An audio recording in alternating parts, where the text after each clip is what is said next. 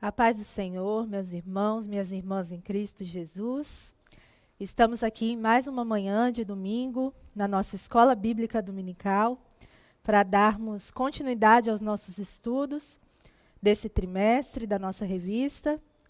E hoje estamos com a lição 7. O título da lição é Cristo é a nossa reconciliação com Deus. Dia 17 de maio de 2020. Vamos começar fazendo a leitura do nosso texto áureo, que está em Efésios 2,14. Porque Ele é a nossa paz, o qual de ambos os povos fez um, e, derribando a parede de separação que estava no meio. Repetindo, o texto áureo está em Efésios 2,14. A verdade prática, irmãos, dessa lição é que, ao morrer na cruz do Calvário, Cristo reconciliou os eleitos, desfazendo a inimizade entre Deus e os homens. Essa é a verdade prática da nossa lição. E nós temos 3 objetivos traçados para essa lição de hoje. O primeiro vai ser pontuar sobre a inimizade que existia entre Deus e os homens. O segundo objetivo é explicar que, pela paz, Cristo fez um novo homem. E o terceiro objetivo da lição é evidenciar que, pela cruz, fomos reconciliados em Deus. E a iniciativa dessa reconciliação partiu do próprio Deus. E nós não temos nenhum mérito e qualquer iniciativa nessa relação com o nosso Deus.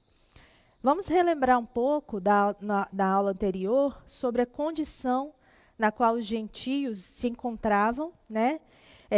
Os gentios estavam sem Deus, eles eram estranhos ao concerto da promessa, não tinham qualquer esperança de serem reconciliados com Deus. Até que, como diz naquele louvor que nós sempre cantamos na igreja, Jesus estendeu a sua mão.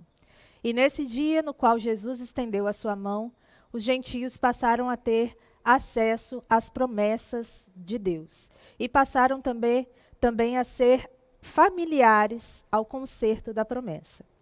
Então, a condição dos gentios anteriormente ao sacrifício de Cristo era totalmente trevas, era totalmente condenação. E após isso, e após o sacrifício de Deus no Calvário, eles se tornaram participantes da promessa que Deus havia feito ao seu povo. Então, vamos começar aí com o ponto 1 da nossa lição, com a introdução, perdão. Na introdução, diz assim: se na lição anterior analisamos o antigo quadro desolador acerca dos gentios, em que o apóstolo Paulo descreveu, nesta veremos que houve uma mudança significativa na sequência do capítulo 2. No versículo 13, Paulo usa a expressão, a locução adversativa, mas agora, para indicar que algo aconteceu e alterou a situação dos gentios. Então, aconteceu algo nesse processo que mudou a situação dos gentios em relação a Deus. Pátia, ele comenta que as boas novas do Evangelho são que Cristo veio ao mundo alienado e sem esperança, a fim de reverter a situação dos gentios. Essa mudança repousa na obra que Cristo realizou. Vós que antes estáveis longe, já pelo sangue de Cristo chegastes perto. Então, as palavras aí, longe e perto, aludem à posição dos judeus e dos gentios em relação a Deus. E em Cristo, essas grandes barreiras da vida e da humanidade são acabadas, elas são cessadas. Então, Cristo é quem desfaz essas barreiras que haviam entre judeus e gentios. E nós vamos ver isso com mais pormenores a partir de agora.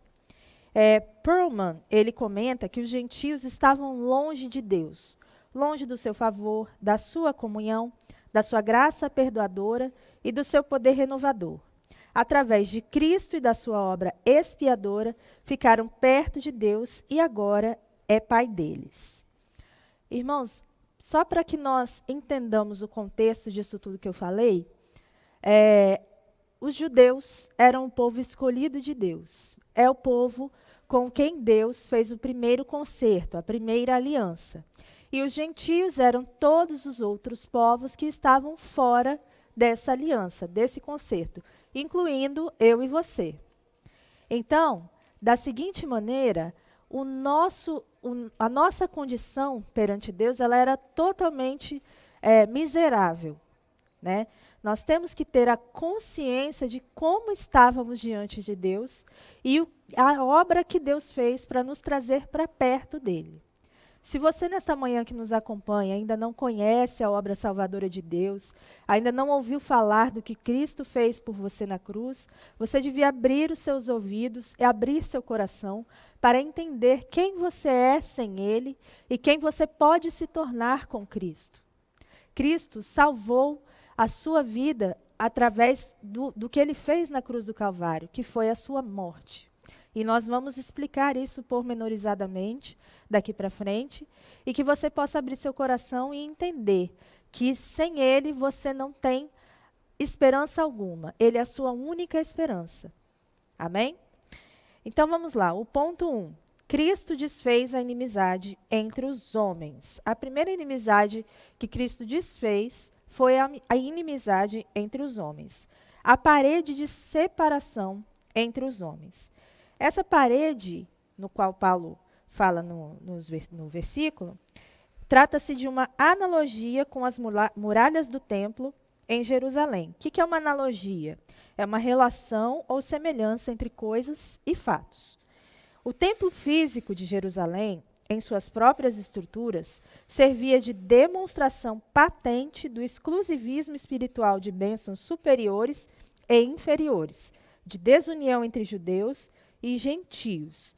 Então, o templo físico de Jerusalém, ele ostentava essa separação. Os judeus construíram-no de uma maneira que ficasse bem claro para quem passasse perto, para quem estivesse lá perto, que eles eram o povo exclusivo de Deus e que eles eram diferentes dos demais. E que talvez aquele templo demonstrasse também que para eles seria impossível adentrar a comunhão com Deus. Então, continuando, entre o santuário e o átrio dos gentios, havia um muro de pedra com a proibição de acesso aos estrangeiros. Ao longo da Bíblia, fica bem claro que os judeus, eles tinham uma relação bastante conturbada com os povos que não judeus, né? Com os povos que eles diziam que eram impuros, incircuncisos. Eles tinham relações bastante conturbadas. Basta ver a relação que eles tinham com os demais povos que os cercavam. E eles diziam, costumava-se dizer entre os judeus, que esses tipos de povos, os gentios, eles serviam apenas de combustível para o fogo do inferno. Tamanho era o desprezo que eles destinavam aos demais povos que não eram judeus. Em Atos 21, versículo 28 a 30, está descrevendo bem a situação que acontecia quando eles viam alguém que não fosse judeu adentrando o templo. E começaram a gritar: Israelitas, nos ajudem. Este é o homem que vai pelo mundo inteiro falando a todas as pessoas e dizendo mentiras contra o povo de Israel, a lei de Moisés e este templo. E agora ele está trazendo não-judeus para dentro da área do templo, profanando assim este lugar santo. Eles disseram isso porque tinham visto Trófimo, que era de Éfeso, na cidade com Paulo, e pensavam que Paulo o havia levado para dentro da área do templo. A confusão se espalhou por toda a cidade, e o povo veio correndo de todos os lados. Eles agarraram Paulo e o arrastaram para fora da área do templo e fecharam os portões. Então, havia uma área dentro do templo que havia um muro de separação dos átrios. E lá naquela área os gentios eram proibidos de entrar. E houve uma confusão nessa passagem, na qual os israelitas pensaram que Paulo havia adentrado com Trófimo na área que era restrita aos judeus. E aí eles começaram ali aquela confusão, aquela revolta toda. O templo, segundo Champlin, era circuncidado em sua inteireza por grande muralha, mas havia um muro mais interior que separava o átrio dos gentios do recinto mais íntimo ou santuário. os judeus podiam entrar no santuário, mas não os gentios. E outra curiosidade que Champlin ressalta é que havia inscrições em grego e latim que eram colocadas ao longo desse muro e que avisavam os gentios que não fossem além desse muro.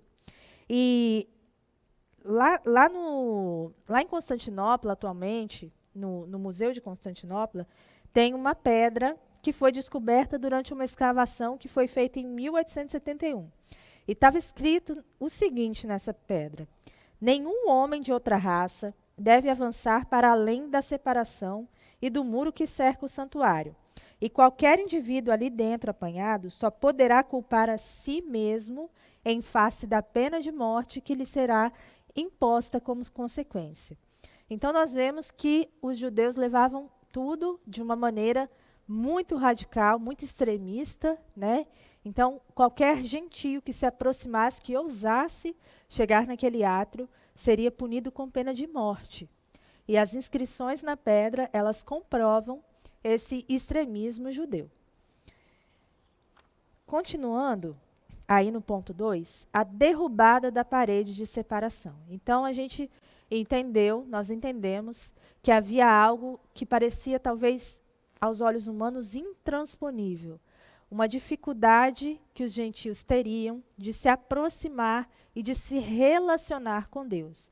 Nesse ponto, nós começamos a entender a forma como Deus e como Jesus fizeram para tornar o acesso a eles mais fácil, mais acessível a todos, né? Então, a derrubada da parede de separação. Isso está aí no nosso texto, no texto de Efésios. O apóstolo declara que em Cristo foi derrubada a parede de separação que estava no meio. É o 2,14b. Então, em Cristo foi derrubada a parede de separação que estava no meio. A parede de separação que ele derrubou simbolizava a alienação gentia de Deus e não somente de Israel. Não era apenas uma separação física, irmãos. Era algo espiritual, porque entende-se que dessa forma como estava, os gentios não tinham sequer conhecimento acerca de Deus. Né? Eles eram privados, eles eram alienados de qualquer contato com tudo que se chamasse Deus.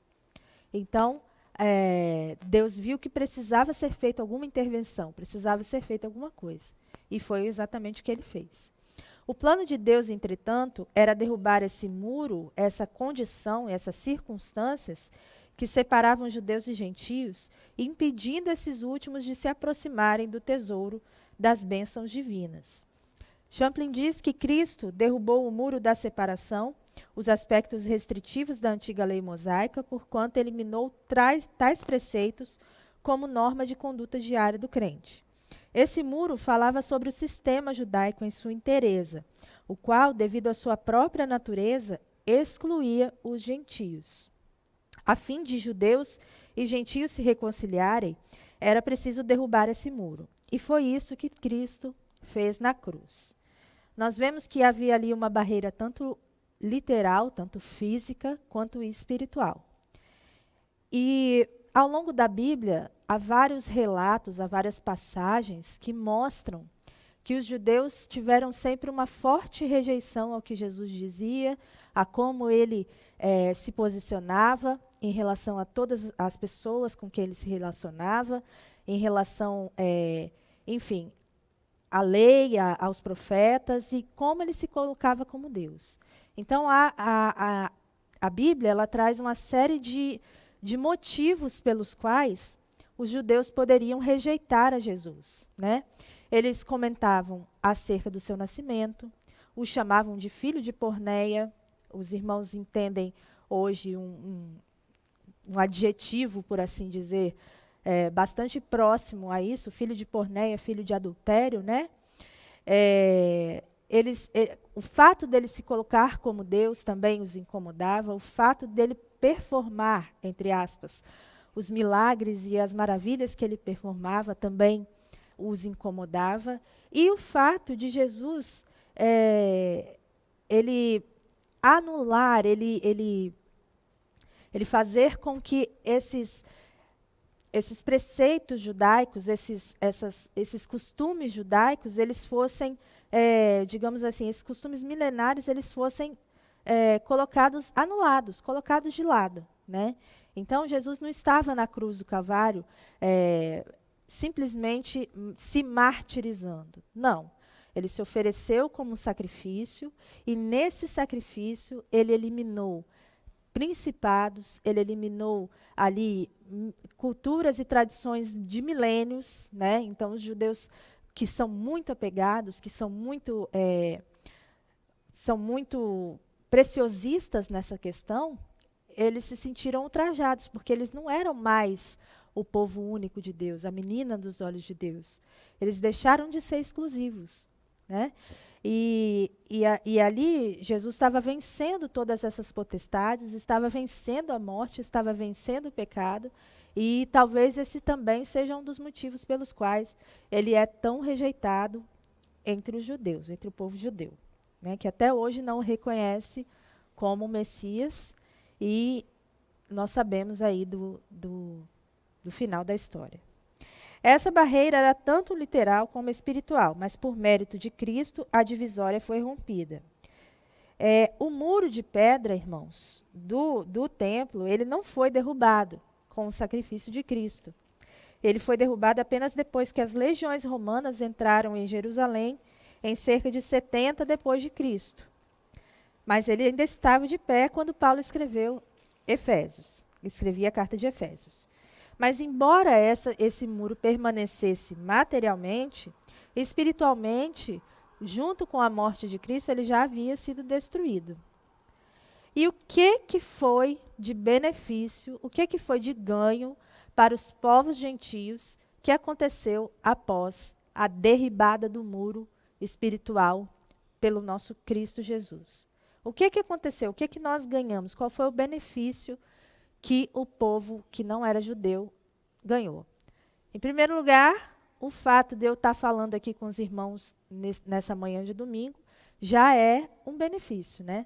Porque nós podemos conhecer, nós temos acesso à informação sobre Deus. Nós sabemos quem é Deus, nós o conhecemos, nós já ouvimos falar quem é Deus. Então, essa talvez seja uma das primeiras um dos primeiros benefícios que nós recebemos com a morte de Cristo no Calvário. Não somos mais forasteiros. Muitas vezes a gente viaja, vai para algum lugar e tem aquela sensação de que nós não pertencemos ali, de que nós estamos ali, mas não pertencemos ali. Essa é a sensação que deve ter alguém que é forasteiro em terra estranha, né? E em relação ao povo da aliança de Deus, nós, os gentios, eram estrangeiros e peregrinos. Pessoas que, ainda que vivessem no mesmo país, naquela época, tenham, contudo, os mais superficiais direitos de cidadania. Então, alguém que é estrangeiro, que é peregrino, ele não pode desfrutar das mesmas benesses que alguém que é cidadão verdadeiro pode desfrutar dentro de um país. Essa era a sua situação interior, mas agora em diante já não é. No dizer do apóstolo, agora são concidadãos dos santos. Então, eles agora pertencem àquele país, à cidade celestial, né? Eles foram incluídos no plano de salvação, no processo de salvação de Deus. Em Cristo, judeus e gentios têm uma nova cidadania, e essa cidadania é a celestial. Então, esse foi o primeiro benefício que nós recebemos, que nós gentios recebemos. Por que eu falo nós, irmãos? Porque não somos originalmente judeus, não somos originalmente hebreus, somos gentios, de outras raças, de outros povos. Somos da família de Deus. Olha que beleza, olha que bênção. Cristo nos tornou cidadãos e membros da família de Deus. Talvez muitos de nós, acho que talvez nenhum de nós tenha estado próximo ou visto uma família real, né? Rei, uma rainha, um príncipe. Talvez nenhum de nós nunca viu uma família real, terrena, porque a família celestial, que é real, porque nós somos reis e sacerdotes, nós pertencemos a ela e nós fazemos parte ativa dessa família, né? Com a morte de Cristo no Calvário, o nosso status de pecadores foi elevado a reis e sacerdotes no reino celestial. Amém? Cristo nos tornou cidadãos e membros da família de Deus. Nós somos filhos do rei. Essa nova comunidade é vista agora como uma família, a saber, a família de Deus. E isto é um bem superior a um mero Estado. Ainda que esse Estado seja uma teocracia, conforme se dava no caso da nação israelita, antes da sua apostasia. Então, para lembrar os irmãos qual foi a apostasia de Israel, que era governada por Deus, né? Todas as decisões eram comunicadas ao sacerdote pelo próprio Deus, e Israel era governada por Deus, mas a nação de Israel se apostatou e preferiu eleger para si um rei terreno, como as demais nações que o circuncidavam. E aí houve uma apostasia de Israel, eles rejeitaram o governo do próprio Deus. Judeus e gentios, homens de quaisquer raças, cores ou posições, estão juntos na família de Deus, na mesma família. Há uma citação que diz o seguinte: éramos todos humanos até que a raça nos separou, a religião nos dividiu e o dinheiro nos classificou. Mas Jesus Cristo, na cruz do Calvário, ele cessou todas essas diferenças que existem entre os seres humanos, que existem, na verdade. Por causa do pecado, as pessoas começaram a se colocar em posição de maior ou menor importância umas em relação às outras. E Cristo, com o seu sacrifício no Calvário, ele vem dizer para nós que não, que isso não é da vontade dele, que Deus criou, ele pensou no ser humano como um ser igual, como um ser único. Único nas suas especificidades, mas todos iguais, um povo só, uma família só, unidade, união. Outro benefício que nós recebemos foi termos acesso à presença do Pai. Nós vimos em revistas, em lições anteriores, a questão de como eram os cerimoniais para que as pessoas pudessem ter os seus pecados perdoados. Era necessário que o sacerdote oferecesse sacrifício pelos pecados. Então, nós vemos que cada tipo de pecado tinha um sacrifício específico, um animal específico que deveria ser sacrificado em razão daquele pecado. E os sacrifícios eram intermináveis. E para que o sumo sacerdote tivesse acesso direto a Deus, ao Pai, apenas no Santo dos Santos, não sem sangue, ele deveria entrar e ali Deus se revelaria a ele e expiaria os pecados da nação. Apenas uma vez por ano. E com o sacrifício de Cristo no Calvário, essas cerimônias elas cessaram. Por quê? Porque o sacrifício de Jesus ele foi único. Ele se deu e, com o seu único sacrifício, cessou ali. Não precisa mais de levar tantos animais, porque o sacrifício de Jesus é perfeito. Porque ele é o próprio Deus, né? E o seu sacrifício, ele pagou toda a dívida, ele limpou todo o pecado e ele abriu o acesso ao Pai que está nos céus. Acesso significa que nós que temos fé em Cristo, temos também a liberdade e o direito de nos aproximar de nosso Pai Celestial, certos de que seremos aceitos e bem-vindos.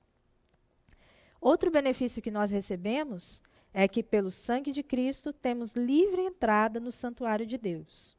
Portanto, irmãos, temos plena confiança para entrar no lugar santíssimo pelo sangue de Jesus. O sangue de Jesus possibilitou que nós entrássemos com confiança, em outras traduções, com ousadia, para entrar no lugar santíssimo. E onde é o lugar santíssimo? O lugar santíssimo é o lugar de oração. é o momento em que você entra em comunhão com Deus, é o momento em que você entrega a sua alma, os seus problemas, as suas dúvidas, tudo, todas as suas angústias diante do Pai. Esse é o lugar santíssimo. E esse é o direito que nós recebemos, o direito de nos comunicar com Deus a qualquer tempo, a qualquer hora. Ele está disposto a nos ouvir, Ele está disposto a nos ajudar.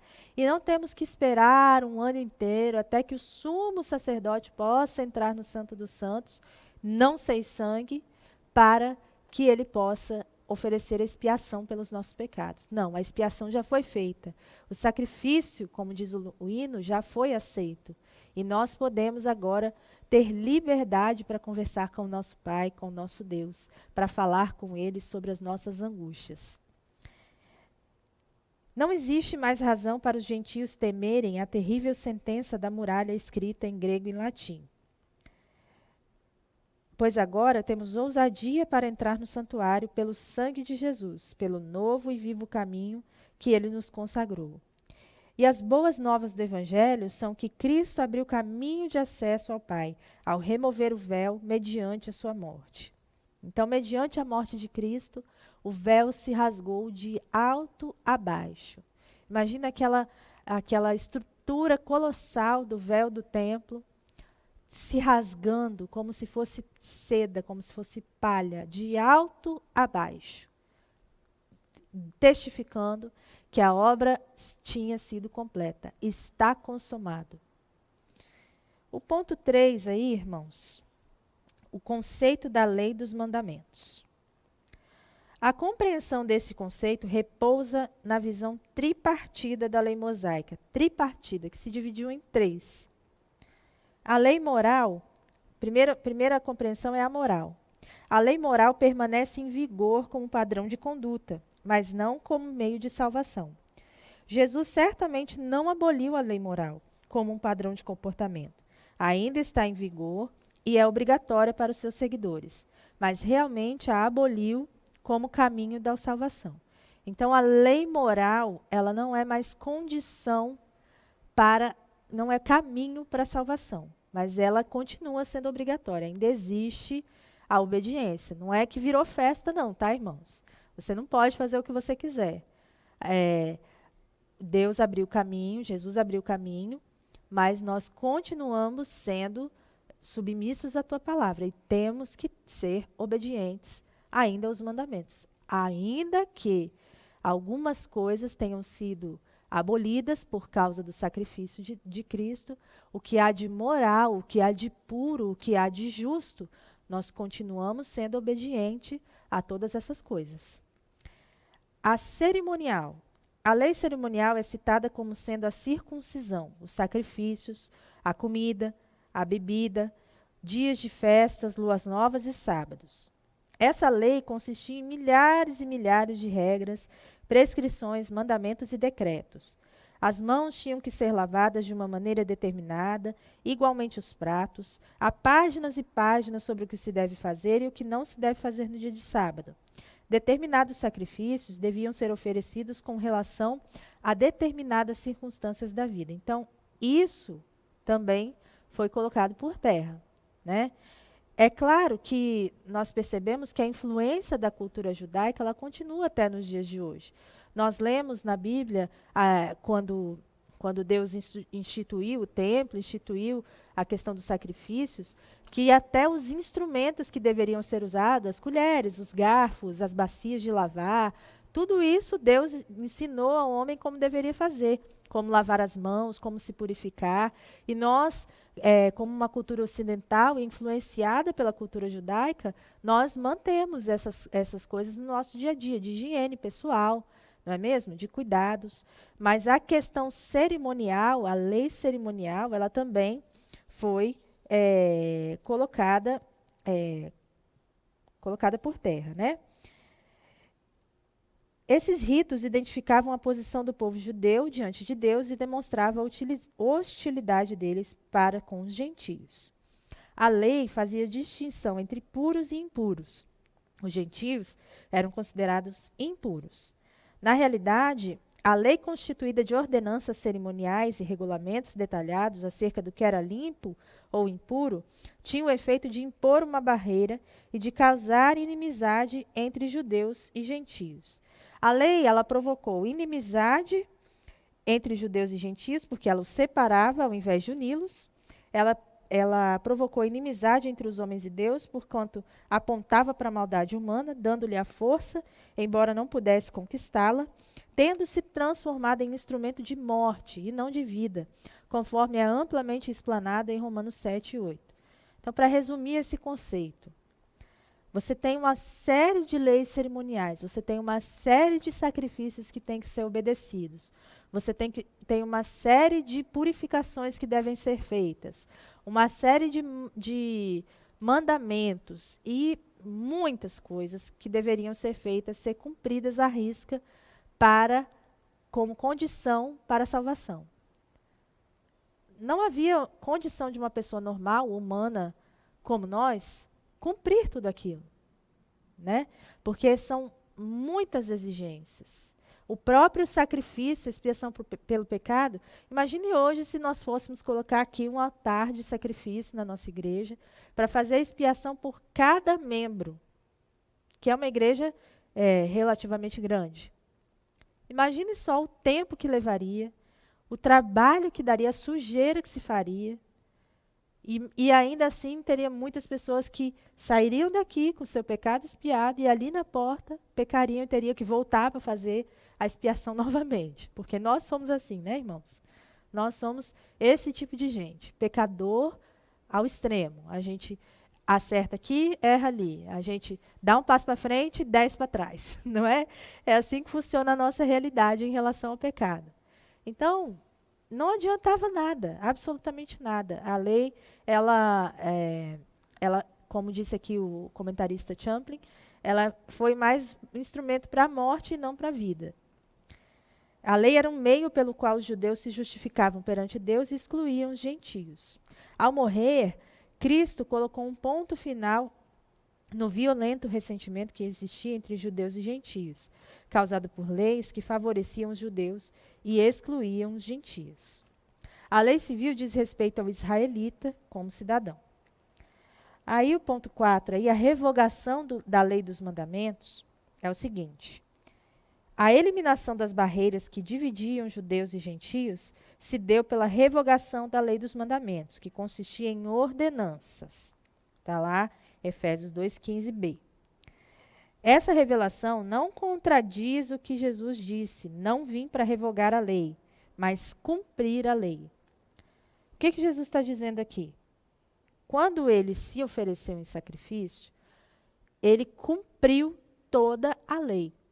Porque Jesus era Deus, ele não era humano como nós. E o sacrifício que ele ofereceu era o sacrifício perfeito. Por quê? Porque Jesus não tinha pecado. Ele não era um ser corruptível. Ele não era um bode, um carneiro. O sangue dele era sangue puro, era sangue real, era sangue de Deus. Homem feito Deus, ou Deus feito homem, perdão. E assim, dessa maneira, ele conseguiu oferecer a expiação perfeita. Porque ele era o Cordeiro de Deus que tira o pecado do mundo. Por causa da sua divindade, porque ele era Deus, né? Então, assim, o sacrifício dos bodes, dos carneiros, dos cordeiros não podiam nem se comparar ao sacrifício que Jesus fez na cruz do Calvário. Para nós termos uma ideia, ele se desfez da sua glória de Deus, glória como do unigênito do Pai, ele desfez da glória dele, ele se humilhou, se fazendo homem. Imagina, Deus se humilhou se fazendo homem. Ele se despojou da sua divindade, ele colocou aquilo por menos, tirou por menos, para se fazer homem. Homem, uma criação, né? O Criador se transforma em criatura, né? Se transforma, e olha que coisa tremenda. O nosso pensamento às vezes não consegue alcançar a dimensão e a profundidade que tem essas verdades da Bíblia, né? Então, ele fazendo esse despojando de toda a glória, ele se torna homem. E ali, quando ele se torna homem, a sua essência continua sendo a essência divina. E a essência divina dele não saiu. Portanto, ele, durante o tempo que esteve aqui na terra, Jesus não pecou. Ele não cometeu pecado. Ele continuou sendo um ser puro, um ser santo. Apesar de ter vivido todas as agruras da humanidade, apesar de ter experienciado muitas coisas inerentes à humanidade, ele não se corrompeu. E por isso, e por essa pureza que foi mantida, pela incorruptibilidade de Cristo, é que o sacrifício dele foi perfeito. Né? E o sacrifício dele, um só, não precisa mais ficar matando boizinho, não precisa mais ficar matando carneirinho, porque eu já fiz isso e é uma vez só. O meu sacrifício é o sacrifício perfeito. Não precisa mais disso. Então, com isso, com esse sacrifício, ele aboliu as leis cerimoniais que separavam as pessoas umas das outras. Então, as regras, os sacrifícios, a circuncisão, o alimento que podia, que não podia comer, tudo isso foi abolido com o sacrifício de Jesus. Ao entregar seu corpo para ser crucificado, Cristo cumpriu a lei, oferecendo-se como sacrifício em favor de ambos os povos. Ambos os povos receberam o favor de Deus, o favor de Cristo, com o seu sacrifício na cruz do Calvário. Ao contrário dos outros sumos sacerdotes, ele não tem necessidade de oferecer sacrifícios diários, primeiro por seus próprios pecados e depois pelos pecados do povo. Ora, se Jesus não tinha pecado, ele não precisava oferecer pelos próprios pecados. Ele o fez de uma vez por todas, quando a si mesmo se ofereceu. Hebreus 7. A cruz cumpriu todas as prefigurações do sistema cerimonial do Antigo Testamento. Então, o Antigo Testamento, ele é uma sombra das coisas que aconteceriam quando Cristo morresse na cruz do Calvário. Por isso que houve tanta luta, tanto impedimento, tantas tentações, para que se impedisse que Jesus cumprisse esse sacrifício. Porque com esse sacrifício, a história da humanidade poderia ser mudada. O homem que estava fadado ao inferno, que estava fadado ao fracasso espiritual, em Cristo tinha uma esperança. E aí, o que foi feito? Tudo isso foi feito, todo esse caminhar de Cristo na terra foi cercado de obstáculos que de certa forma, queriam impedi-lo de cumprir o seu objetivo. Né? A gente vê até Pedro tendo compaixão de Jesus, falando, tem misericórdia de si mesmo. Não fala isso de você não, que você vai morrer e coisa e tal. Não. Arreda de mim, Satanás. Porque Cristo foi firme no seu posicionamento. Ele sabia para onde ele tinha que ir. Né? Apesar de, em alguns momentos ali, no Getsêmani, ele ter orado e ter pedido ao Pai que passasse dele aquele cálice, porque a dor era enorme. Imagina suportar o pecado da humanidade.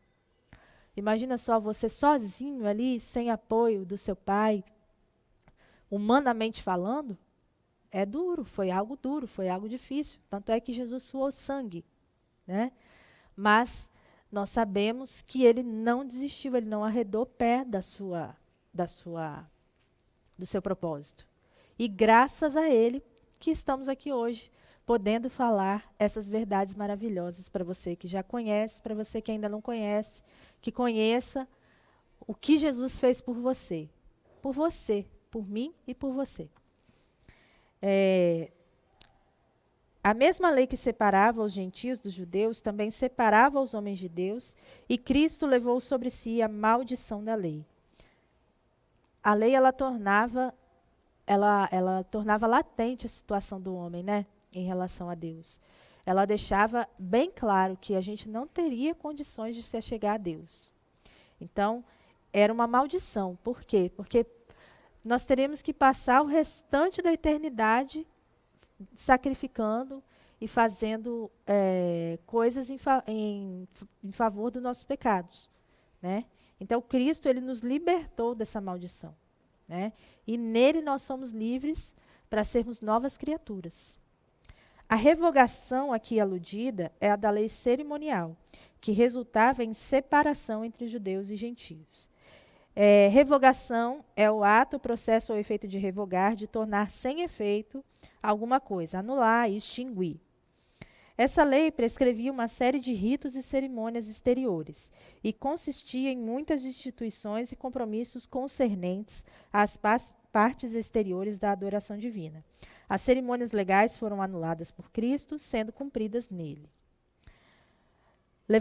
Levantaram uma barreira séria entre os judeus e os gentios, mas Jesus deixou de lado essa parte cerimonial e o fez na sua carne, de certo uma referência à sua morte física, porque na cruz cumpriu todas as prefigurações do sistema cerimonial do Antigo Testamento. Então, irmãos, o ato de Cristo aboliu a necessidade dessas ordenanças ritualísticas, e assim a inimizade que havia entre o homem e Deus foi desfeita. Isto é que o amor pode fazer. As regras e prescrições levantam um cerco, o amor o remove.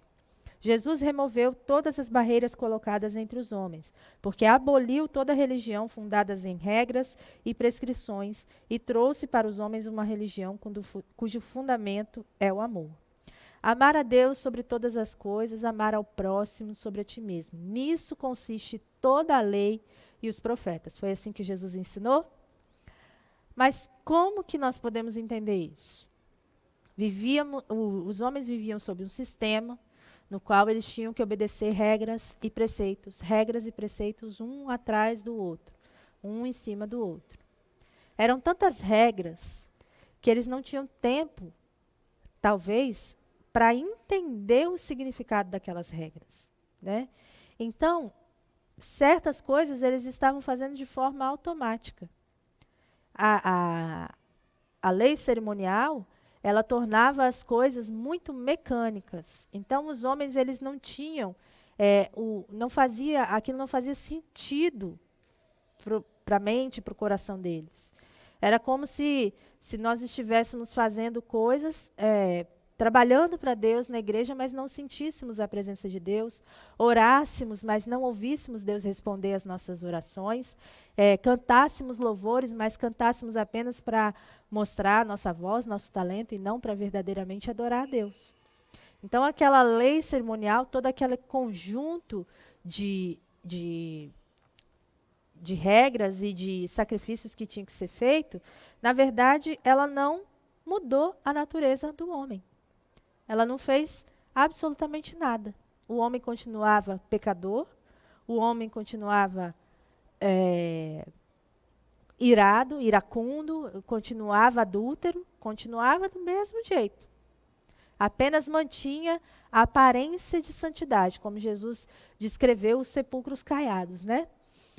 E quando Jesus se deu na cruz por nós, ele demonstrou algo maior para o homem, que é o amor, que é o fundamento da lei, né?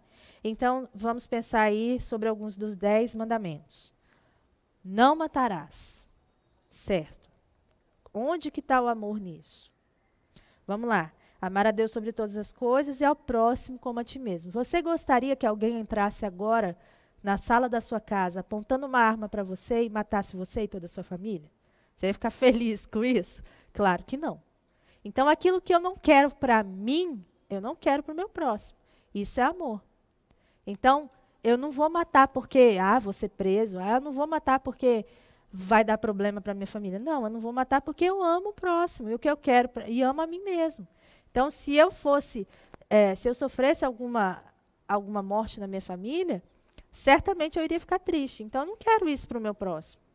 Porque eu amo a mim mesmo e eu amo o meu próximo. Então, o fundamento do amor é esse. Não dirás falso testemunho. Vamos lá. Alguém espalha aí uma fofoca, uma maledicência sobre a sua filha adolescente, né?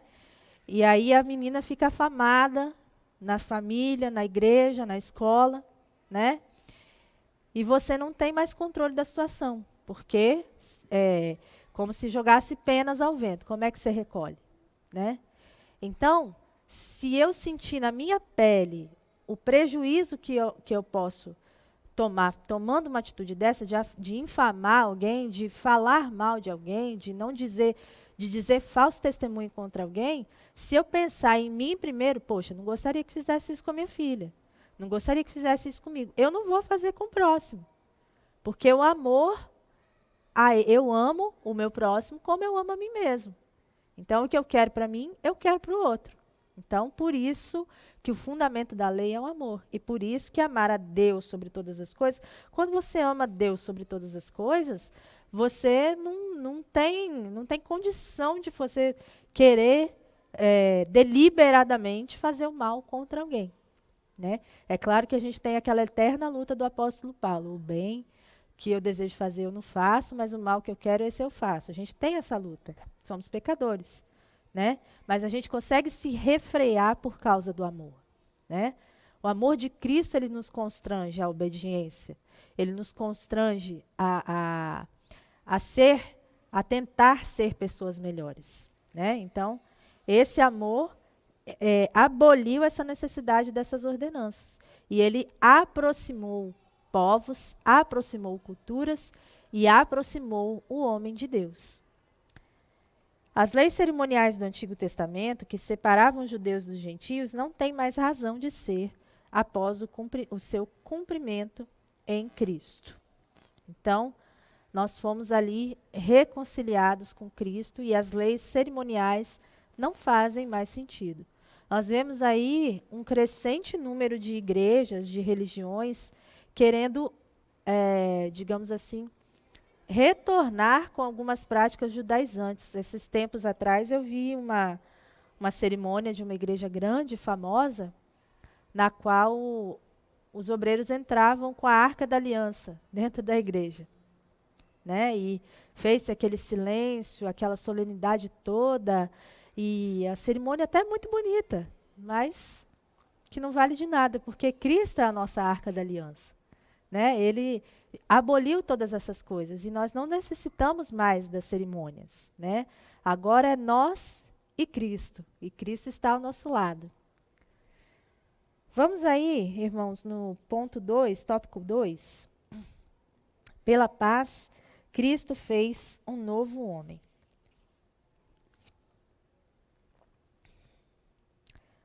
A partir da expiação na cruz, a paz foi proclamada e de ambos os povos, judeus e gentios, Cristo fez uma nova humanidade. Ponto 1. O conceito bíblico de paz. Qual o conceito bíblico de paz? Nós vamos ver agora. A paz é a descrição de boas relações, do fim de um conflito, do estado de tranquilidade e de uma qualidade espiritual. Segundo o dicionário Vine, no Antigo Testamento, o substantivo hebraico shalom significa paz, completitude, perfeição, bem-estar e saúde. A paz é uma das condições da vida, uma condição espiritual na qual vivemos dentro de uma era perturbada, pois a despeito de tratar-se de uma disposição mental, é igualmente uma qualidade espiritual. Na realidade, a paz é um dos aspectos do fruto do Espírito. O termo hebraico também, traduzido como paz, que é shalom, significa muito mais do que a ausência de hostilidade, como uma trégua armada. Tem a conotação de bem-estar e segurança em todos os níveis. Então, a gente ouve falar da paz que excede todo o entendimento. Como assim excede todo o entendimento? Às vezes, a situação não é favorável para que tenhamos paz. A situação é turbulenta. A situação é difícil. A situação ela é de tirar o sono. Mas quando nós temos paz, que excede todo entendimento, nós não nos turbamos com as situações que vemos ao nosso redor. E eu vou ilustrar essa questão com uma história. Havia um rei que contratou 2 artistas. E ele pediu a esses 2 artistas que fizessem 2 quadros que representassem a paz. Ele falou que pagaria os 2 pelo trabalho, mas um deles seria premiado caso conseguisse retratar a plenitude da paz. Então, os 2 artistas passaram um tempo, foram lá, fizeram suas obras e voltaram à presença do rei. Um deles apresentou o seu quadro. Era um quadro muito bonito, de um lago, com árvores, com alguns animais, uma sensação de tranquilidade. O rei gostou muito da obra, disse que ficou muito bonito e que realmente transmitia a ele uma paz. O outro artista, porém, retratou algo bastante diferente. No quadro dele, o tempo estava sombrio, havia uma tempestade se aproximando, havia altos morros e íngremes, né, difíceis de subir. Havia uma situação completamente desfavorável, as águas estavam revoltas e, a princípio, o rei olhou e não entendeu muito bem o que ele quis dizer com aquele quadro. Mas ele olhou com mais cuidado e viu, num canto do quadro, uma árvore, e naquela árvore havia um ninho de pássaros, e a mãe pássaro com seu filhote repousavam ali naquele ninho de pássaros. Então o rei escolheu o segundo quadro e disse: você realmente retratou a paz como ela é, porque a paz, ela precisa ser independente das circunstâncias. E essa é a vida de nós crentes, né, irmãos? Nós estamos aí passando por um momento de tribulação muito grande. Muitos andam ansiosos porque estão com medo de ser contaminados com o vírus. As pessoas estão, de certa forma, paranoicas, estão se higienizando o tempo todo. Algumas já desenvolveram até toque, né, em relação à limpeza. Eu vejo contato com colegas de trabalho, elas não estão em paz, elas estão preocupadas, elas estão com medo, elas não conseguem sequer sair de casa sem temer pela própria vida, né? Mas nós, que somos cristãos e que temos a paz que excede todo entendimento, sabemos que aquele que nos guarda não dorme, né? Ele está conosco o tempo todo. Ele não dormita e nem dorme. E Jesus, ele tem guardado, ele tem separado o seu povo. Em meio às tribulações, nós temos paz, porque ele é a nossa paz. Cristo é a nossa paz, né? Se estamos nele, o que pode nos sobrevir? O que pode nos separar da paz e do amor de Deus? A tribulação, a fome, nada disso pode nos separar. Então, quem tem Cristo tem paz. Quem vive Cristo no seu dia a dia tem paz, mesmo em tribulações. A morte de Cristo na cruz desfez a nossa inimidade com Deus e com os homens, tornando possível a reconciliação entre ambos e promovendo assim a paz. Se nós tivéssemos, irmãos, o mais vago entendimento do que estava sendo feito ali na cruz do Calvário, nós valorizaríamos cada gota de sangue de Jesus na cruz por nós. Porque Deus é um ser santo, santo, santo. 3 vezes santo a Bíblia chama Deus. Ele não pode contemplar o pecado. Ele sente asco, ele sente nojo do pecado. Então, a nossa condição em relação a Deus era como se houvesse um abismo de separação entre nós. E nós nunca poderíamos transpor esse abismo, se não fosse vontade do próprio Deus nos resgatar para a sua glória. Então, quando você e eu entendemos isso, a gente valoriza o que Cristo fez por nós. A gente guarda como uma pérola de grande valor. Amém? Então, o sacrifício de Jesus foi algo que as palavras não conseguem, as palavras não conseguem expressar aquilo que Deus fez por nós, aquilo que Cristo fez por nós na cruz do Calvário. O termo reconciliar significa estabelecer paz entre. Um marido aflito deseja ser reconciliado com a esposa, que o abandonou. Uma mãe preocupada deseja ser reconciliada com uma filha desobediente.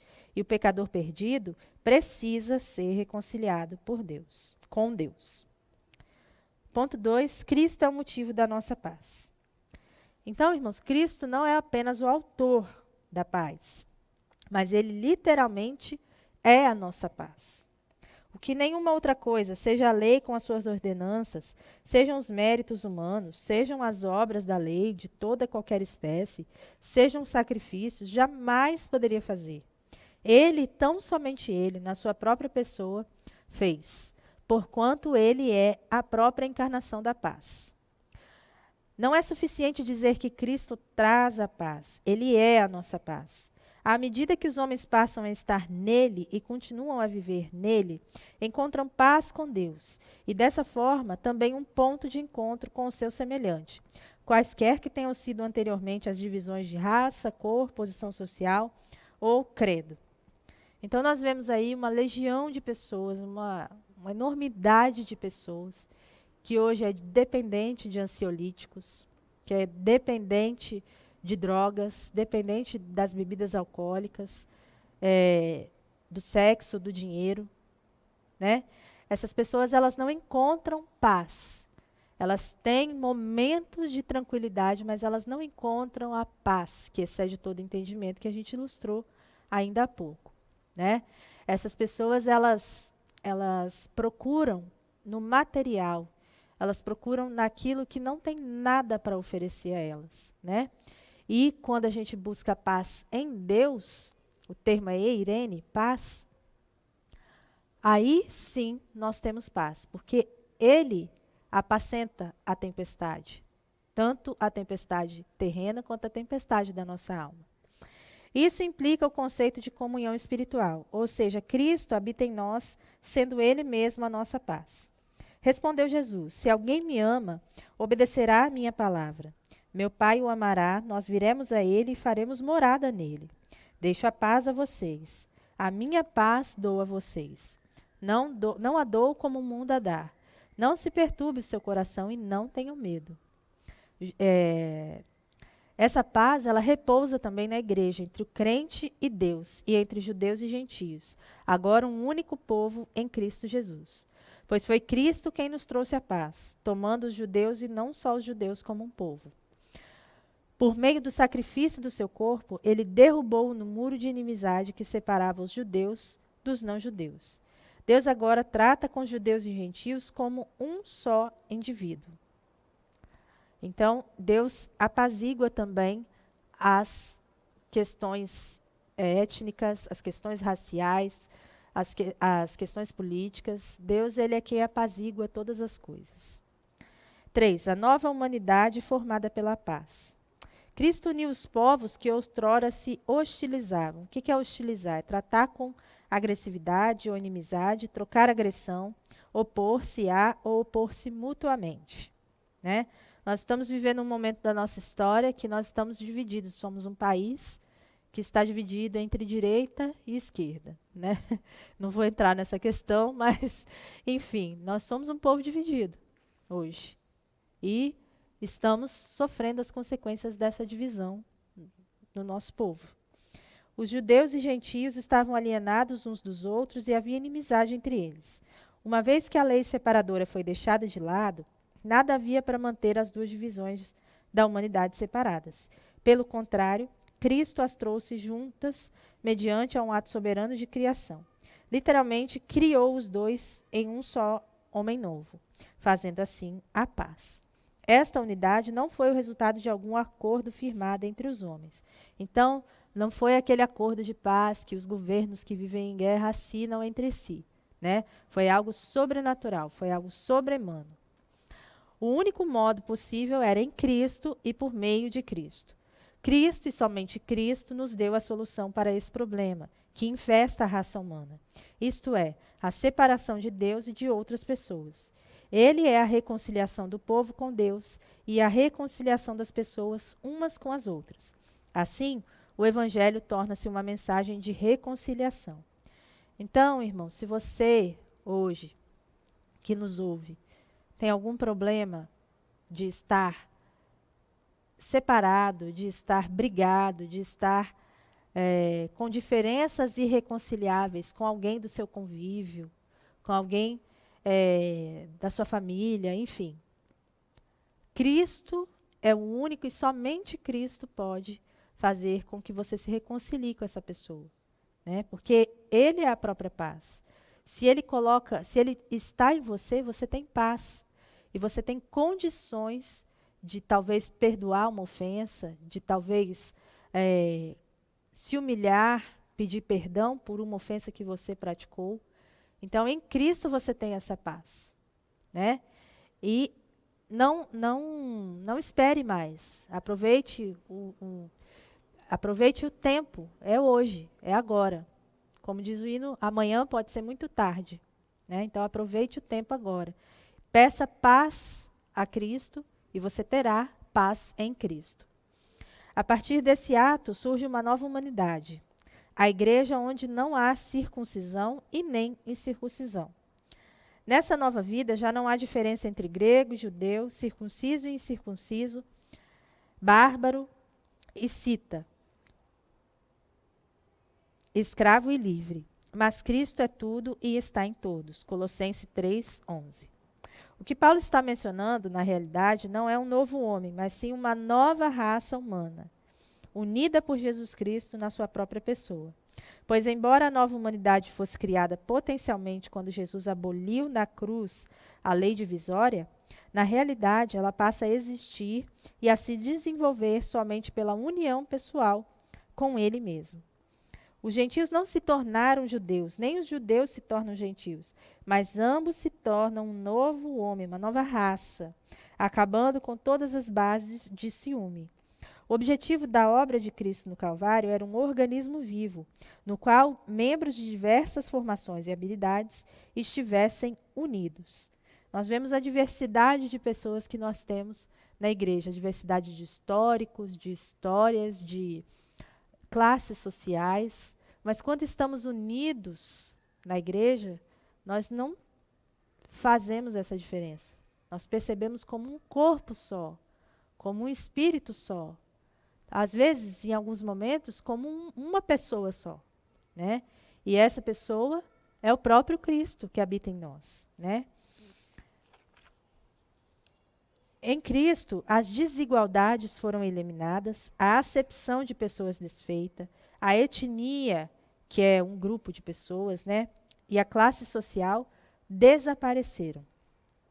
A aceitação com Deus agora é através do Cristo crucificado, exclusivamente, seja para judeus, seja para gentios. A lei era uma barreira entre nós, mas a fé nos une, visto que todos nós devemos chegar a Deus da mesma maneira, através de Cristo. Em Cristo, sem importar procedência, raça ou privilégios religiosos anteriores, todos os crentes são um. Somos um em Cristo, irmãos. E, assim como sendo um em Cristo, nós chegaremos em nome de Jesus, juntamente ao céu, às regiões celestiais. Estaremos ali com o nosso Pai, vivendo em família, e é essa a esperança que deve nos mover.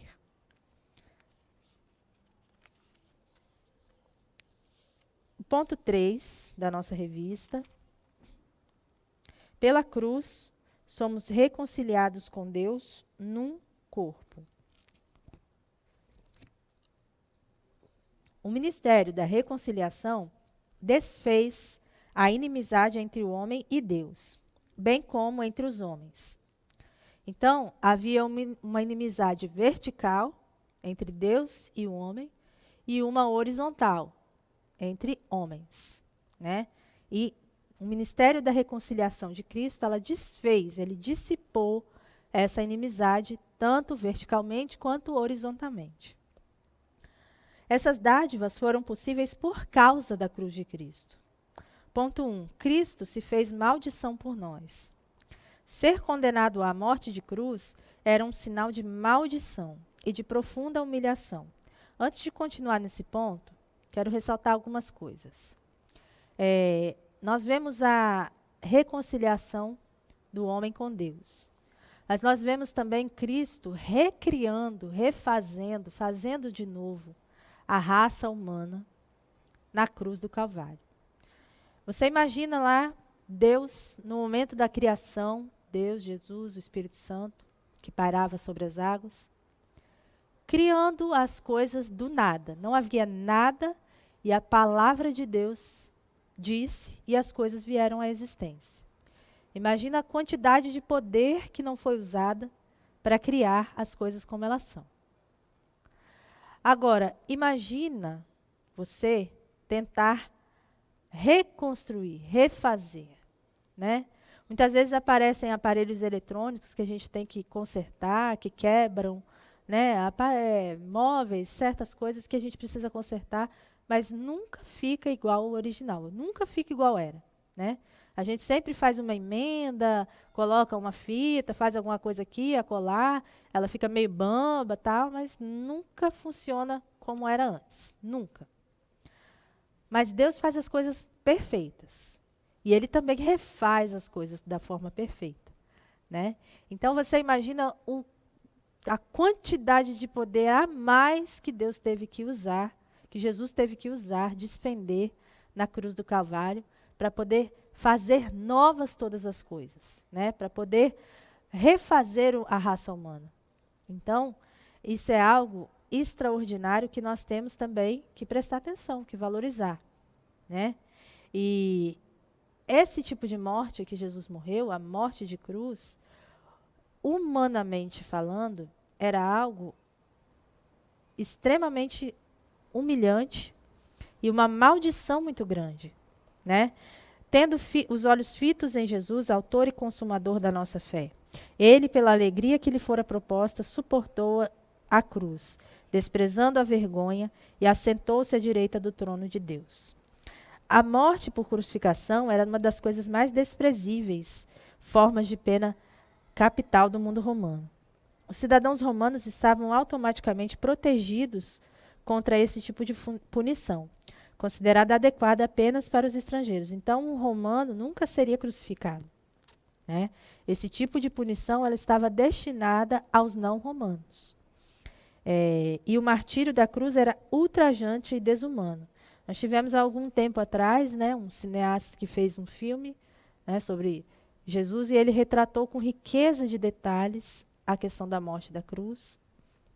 Era algo que nos impressiona pela crueldade, né, pela bestialidade que era aplicada à punição. É algo muito impressionante quando você percebe, né? Mas ali, o retrato daquele filme é apenas a morte física, né? O que estamos falando aqui é a morte física de Jesus, né? O que a gente precisa levar em consideração também foi a humilhação espiritual. Jesus era sem pecado, Jesus era um ser puro. E ele se fez pecado, ele se fez maldição por nós. Imagine só, talvez por um ou outro justo, alguém até ouse morrer. Mas Jesus morreu pelos injustos. Ele morreu pelos pecadores, né? E ele não conheceu o pecado, ele era puro, ele era santo, né? E ele se fez pecado, toda o asco do pecado, toda a coisa nojenta que é o pecado, toda a coisa bestial que o pecado carrega, estava em Jesus naquele momento, né? E ele carregou sobre si as nossas dores. Ele carregou as nossas enfermidades, as nossas dores, os nossos pecados. E ele não precisava de nada disso, porque ele era Deus. E ele era puro. Mas por amor às nossas vidas, foi o que ele o fez, né? E assim, talvez o escândalo da cruz era tanto mais social, não era tanto social, mas era tanto mais espiritual. Porque, como a gente viu no início da lição, Deus não pode contemplar o pecado. Deus não consegue, ele tem asco do pecado, ele tem nojo do pecado. Então você imagina, você é um ser inocente, você é um ser que se despojou da sua glória. Às vezes a gente não consegue nem se despojar da nossa soberba, que dirá de alguma glória, né? Então ele se despojou da sua glória, ele se fez imundo perante o Pai, ele foi rejeitado naquele momento pelo Pai, sofreu a pena que era para nós, né? Então, e ali ele estava refazendo o homem. 3 dias depois ele foi vitorioso, mas naquele momento ele estava sendo deveras humilhado. Ele estava sendo ultrajado na sua santidade, né? E como homem ele sofreu toda sorte de humilhação que alguém pode sofrer na vida, né? Ele sofreu todas as agruras que muitos de nós jamais sofrerá. Jamais. Mas ele foi humilhado. E como ovelha muda, né? Sequer abriu a boca. O réu era fortemente açoitado com um chicote de várias tiras de couro, com chumbo ou ossos nas pontas. Imagina, chumbo nas pontas. Após o flagelo dos açoites, o condenado era obrigado a carregar publicamente a sua cruz até o lugar da execução. Diante dessa humilhante exposição e desonra pública, degradação do ser humano, vergonha e vexame diante da sociedade, a morte de cruz era escândalo para os judeus e loucura para os gentios. 1 Coríntios 1, 23. Cristo suportou a afronta, levou a nossa culpa, entregou o seu corpo para a crucificação e se fez maldição em nosso lugar. Ele nos redimiu da maldição da lei quando se tornou maldição em nosso lugar, pois está escrito: maldito todo aquele que for pendurado no madeiro. Gálatas 3,13. Então, irmãos, nós temos sempre que rememorar o sacrifício e comemorar o sacrifício de Jesus. Porque sem ele, nós não teríamos qualquer vislumbre de esperança para nós. Não haveria qualquer vislumbre de esperança para nós.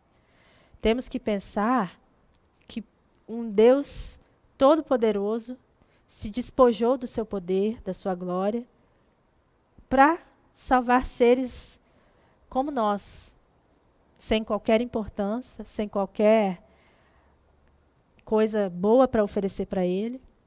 E ele o fez. Então, que nós valorizemos cada dia mais o sacrifício vicário de Jesus na cruz do Calvário. Ponto 2, reconciliados pela cruz de Cristo. Foi o sacrifício vicário de Cristo na cruz e a sua consequente vitória sobre a morte que possibilitaram nossa reconciliação com Deus e com os homens. E por meio dele, reconciliar-se consigo todas as coisas, tanto as que estão na terra quanto as que estão nos céus, estabelecendo a paz pelo seu sangue derramado na cruz. Então, a paz é possível por causa de Cristo. Ela existe por causa de Cristo, porque ele é a paz. Cristo pagou nossa dívida com a lei e com o legislador na cruz. Ele fez-se pecado por nós e a sua expiação efetuou a reconciliação. Fato digno de nota é que a iniciativa e a ação dessa reconciliação é sempre divina, nunca do homem. Não vem por obras para que ninguém se glorie. A morte de Cristo não somente removeu a barreira entre judeus e gentios, mas também a barreira entre ambos e Deus. Então, se havia algum senão entre judeus e gentios, foi quebrado naquele momento. E as barreiras que existiam entre Deus e o homem também foram transpostas naquele momento. A mensagem da cruz apegou-a à paz entre Deus e os homens. Isto é, o ministério da reconciliação. Tudo isso provém de Deus, que nos reconciliou consigo mesmo por meio de Cristo e nos deu o ministério da reconciliação. Ou seja, que Deus em Cristo estava reconciliando consigo o mundo, não levando em conta os pecados dos homens, e nos confiou a mensagem da reconciliação.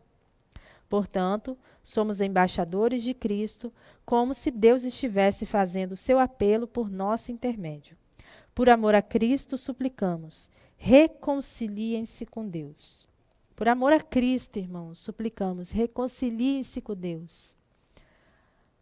Aqueles que estão nos assistindo, que não conhecem a Deus, que não se permitiram uma experiência com Ele, ou que estão de alguma forma afastados, que estão frios, que estão cambaleando, volte a Cristo, retorne para Cristo, reconcilie-se com Cristo. Ele já fez todo o trabalho pesado. Só o que você tem a fazer é se entregar a Ele. Entregar o seu coração, a sua alma, a sua vida, seu intelecto, suas forças, seus talentos, tudo nas mãos dele. Deixar tudo nas mãos dele. Você não tem nada a perder. Na verdade, você só tem a ganhar, né? E Cristo, ele não pede nada em troca. Na verdade, ele quer ter um relacionamento de intimidade com você. Ele quer apresentar as maravilhas que estão destinadas para a sua vida. Ele quer te fazer uma nova criatura nele mesmo. Ele quer pegar essa natureza pecaminosa que você carrega, essa língua fraudulenta que nós temos, esse coração duro, incircunciso, essa soberba, essa falta de humildade, essa falta de... Enfim, ele quer pegar tudo isso e jogar no mar do esquecimento. Ele quer fazer você esquecer dos seus pecados e quer te transformar em nova criatura. Então, não deixe passar essa oportunidade. Reconcilie-se com Cristo. Entenda quem Cristo é e o que Ele fez por você e reconcilie-se com Ele. Nós estamos vivendo os momentos finais da história humana. Nós estamos vivendo a iminente volta dele. Ele vai voltar a qualquer momento. E você, está preparado para a volta dele? Está se preparando? Está tentando? Está lavado e remido no sangue de Cristo?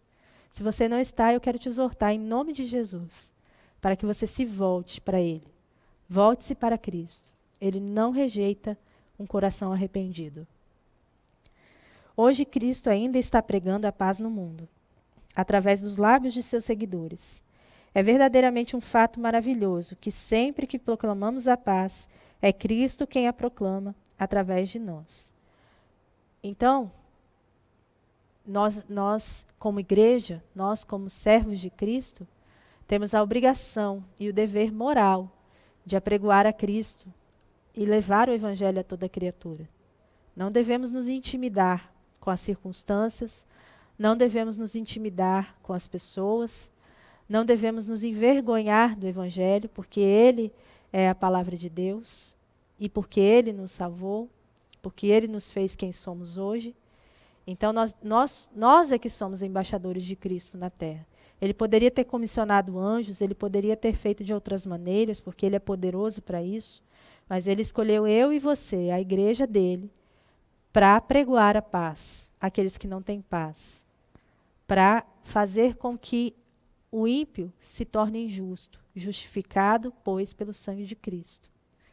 Né? Então, nós temos esse privilégio. Esse é um ministério maravilhoso que Deus deu a nós, que é pregar o Evangelho, que é pregar a paz, que é mostrar às pessoas o quanto Deus as amou e o quanto Ele suportou por elas.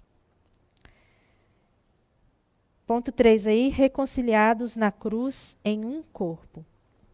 O propósito de Cristo foi o de reconciliar ambos, judeus e gentios, com Deus em um corpo. Somente Cristo pode derrubar as barreiras do preconceito, reconciliar todos os crentes e uni-los em um só corpo. A reconciliação deve ser duplamente compreendida. Como eu falei anteriormente, a inimizade existente na vertical entre os homens e Deus e a inimizade horizontal entre os judeus e os gentios. Não apenas os gentios precisam ser reconciliados com os judeus, mas ambos, judeus e gentios, precisam ser reconciliados com Deus. Porque, na verdade, irmãos, os judeus, eles se colocavam num patamar muito acima, né? Eles imaginavam que eles estavam garantidos ali no reino de Deus, né? Porque, por serem filhos de Abraão, por serem um povo escolhido, por terem certos privilégios, eles imaginavam que estava tudo certo com a vida espiritual deles, né? E Cristo na cruz do Calvário provou mais uma vez que não, que eles estavam enganados sobre si mesmos, né? Porque até dessas pedras Cristo pode suscitar filhos a Abraão, já dizia João Batista, né? O chamava de raça de víboras. E eles estavam literalmente fugindo da ida vindoura e imprimindo um peso maior que os gentios poderiam suportar na vida deles. Né? Então, Cristo, Jesus, teve que intervir nessa situação, né? Para que houvesse esperança para essas pessoas, para essa gente. As duas inimizades foram desfeitas quando Cristo levou os nossos pecados no madeiro. Ele mesmo levou em seu corpo os nossos pecados sobre o madeiro, a fim de que morrêssemos para os pecados e vivêssemos para a justiça. Por suas feridas vocês foram curados. 1 Pedro 2:24. Cristo matou literalmente a inimizade. Cristo, na sua morte, foi morto, mas o morto também matou. E cessando a nossa rebeldia e também a ira de Deus por ela ocasionada, o resultado é a reconciliação. Essa inimizade era entre Deus e o homem e entre cada ser humano e a sua própria alma. Olha que profundo, né, irmãos? A imagem da cruz sugere que aquele que foi morto é agora quem mata, destrói a inimizade, mata a morte, destruiu o pecado, mata a própria morte, vê? Que coisa, né? Maravilhosa. A reconciliação, irmãos, ela foi concretizada pela cruz, gerando um novo corpo, num único corpo, um novo povo num único corpo, a família de Deus, a igreja de Cristo. Portanto, vocês, os não-judeus, não são mais estrangeiros nem visitantes. Agora vocês são cidadãos que pertencem ao povo de Deus e são membros da família dele. Efésios 2:19. O segredo é este: por meio do evangelho, os não-judeus participam com os judeus das bênçãos divinas.